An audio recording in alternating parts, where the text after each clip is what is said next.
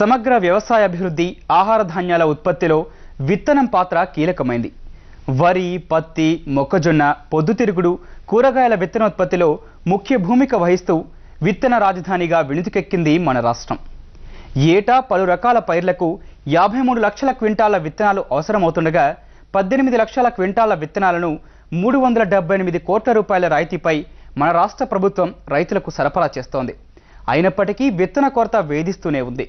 ఈ నేపథ్యంలో రైతుల అవసరాలను ఆసరగా చేసుకొని నకిలీ విత్తన కంపెనీలు పుట్టుకొస్తున్నాయి.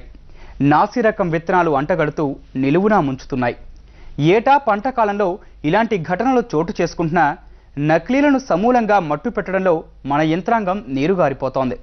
అటు సర్కారు తన వంతు బాధ్యతగా నిఘా వేస్తున్నా విత్తన నిల్వలు అధికంగా ఉన్నాయనో, విత్తన బస్తాలపై లేబుళ్లు సరిగా లేవనో గుర్తిస్తూ కేసులు నమోదు చేస్తున్నారు తప్ప నకిలీ వ్యాపారుల గుట్టు రట్టు చేస్తూ కేసులు నమోదు చేసిన సంఘటనలు చోటు చేసుకోవడం లేదు. ఇలాంటి ఘటనల నేపథ్యంలో రాజధానిలో ఏపీ సీడ్మెన్ సమాఖ్య 17వ వార్షికోత్సవ సమీక్ష నిర్వహించింది. ఆంధ్రప్రదేశ్ వాణిజ్య పారిశ్రామిక మండళ్ల సమాఖ్య భవనంలో సీడ్మెన్ సమాఖ్య 17వ వార్షిక సాధారణ సమావేశం జరిగింది. ముఖ్య అతిథిగా వ్యవసాయ శాఖ మంత్రి కన్నా లక్ష్మీనారాయణ హాజరైన ఈ సమావేశంలో ఏపీ సీడ్మెన్ అధ్యక్షుడు సతీష్ కుమార్, పలు కంపెనీల ప్రతినిధులు, ఆచార్య ఎన్జీ వ్యవసాయ విశ్వవిద్యాలయం శాస్త్రవేత్తలు, రైతులు పాల్గొన్నారు. ఈ సందర్భంగా వ్యవసాయ రంగంలో పలు విభాగాల్లో విశిష్ట సేవలు అందిస్తున్న పలు విత్తన కంపెనీల అధిపతులకు, శాస్త్రవేత్తలకు, అధికారులకు మంత్రి కన్నా వార్షిక అవార్డులను అందించారు. సేద్య రంగంలో విత్తనం ప్రధాన భూమిక పోషిస్తున్న తరుణంలో వాటి నాణ్యతపై పంట ఉత్పత్తి, రైతు జీవితం ఆధారపడి ఉన్న దృష్ట్యా విత్తనాన్ని పరిరక్షించుకోవాల్సిన అవసరం ఎంతైనా ఉందని వక్తలు అన్నారు. నకిలీ విత్తన విక్రయాలపై విజిలెన్స్ అధికారులు నిఘా వేస్తున్నప్పటికీ పూర్తి స్థాయిలో నివారించలేకపోతున్నారని వ్యవసాయ శాఖ మంత్రి కన్నా లక్ష్మీనారాయణ విచారం వ్యక్తం చేశారు. నకిలీ విత్తన తయారీ కంపెనీలపై నిఘా వేయడంలో వెనుకబడుతున్నారని అన్నారు.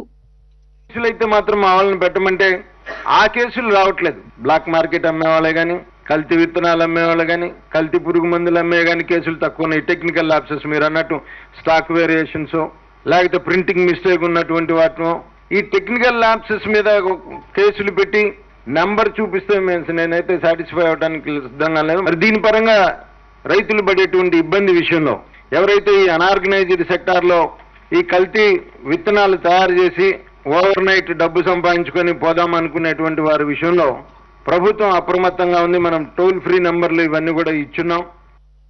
వాతావరణ, వర్షభావ పరిస్థితుల రీత్యా రాష్ట్రంలో వరి స్థానాన్ని పత్తి ఆక్రమిస్తోందని విత్తన సమాఖ్య తెలిపింది. గత సీజన్తో పోల్చుకుంటే ఈ ఏడాది వరి సాగు 10% తగ్గిందని ప్రకటించింది. కానీ కాటన్ పరిస్థితి చూస్తే గత 3 సంవత్సరాలుగా మీరు గ్రాఫ్ చూస్తే ఒకే దిశగా వెళ్తా ఉంది. కాటన్ 15 నుంచి 18 అయింది, 18 నుంచి 19 అయింది, 19 నుంచి ఈ రోజు 22 లక్షల హెక్టార్లకి కాటన్ విస్తీర్ణం పెరిగింది. సో ఇది ఒక కీలక మార్పు మన రాష్ట్ర వ్యవసాయ పరిస్థితుల్లో. ఇదే కాకుండా సోయాబీన్ ఒకటి కూడా గణనీయంగా పెరిగింది మన రాష్ట్రంలో. ప్యాడీ ఒక 10% తగ్గింది అనేది ఒక అంచనా. నకిలీ, నాసిరకం విత్తనాలు, కల్తీ ఎరువుల విక్రయాలపై ఫిర్యాదులు స్వీకరించేందుకు ప్రభుత్వం టోల్ ఫ్రీ నంబర్లను ఏర్పాటు చేసింది. నకిలీ బాగోతాలపై ఎవరైనా సమాచారం తెలియజేయాలంటే టోల్ ఫ్రీ నంబర్ 1800-425-3536, వ్యవసాయ కమిషనరేట్ కంట్రోల్ రూమ్ 0402383833509 నంబర్లకు ఫోన్ చేసి వివరాలను అందించాలని సర్కారు సూచించింది. ఇప్పుడు కాసేపు ప్రకటనలు.